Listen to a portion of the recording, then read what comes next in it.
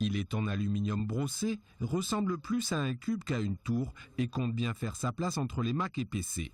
Lui, c'est Altos, le premier ordinateur haut de gamme conçu et assemblé à Nîmes par 4 amis réunis au sein d'Alta Innovation, une société coopérative. L'idée première, ça a été vraiment de faire un ordinateur différent de ce qui se faisait sur le marché, c'est-à-dire vraiment faire quelque chose qui soit simple d'utilisation pour le client. Donc quand on achète un ordinateur Altos, on sait qu'on aura déjà toute une suite de logiciels open source à l'intérieur qui sont équivalents de certains logiciels qui sont des fois très chers.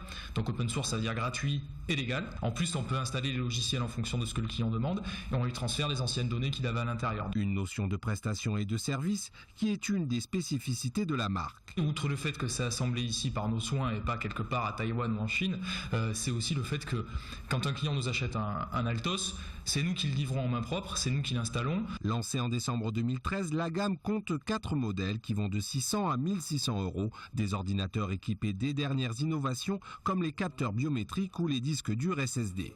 Contrairement à des disques durs avec des ordinateurs d'avant qui étaient d'ancienne génération, on va proposer surtout de la nouvelle génération. Ça va du disque dur en passant par le système de gestion de mémoire et on va également ajouter une touche personnelle pour le système d'exploitation, c'est-à-dire Windows 7 est totalement remanié. Pour donner un ordre d'exemple, nous on va choisir de la mémoire vive pour l'ordinateur qui garantit à vie. Avec leur look de jeunes premiers et un air décontracté qui n'est pas sans rappeler les petits génies de la Silicon Valley, les 4 Gardois ont vendu en un mois une vingtaine de PC Altos et penchent déjà sur la version 2, annoncée plus colorée et innovante encore.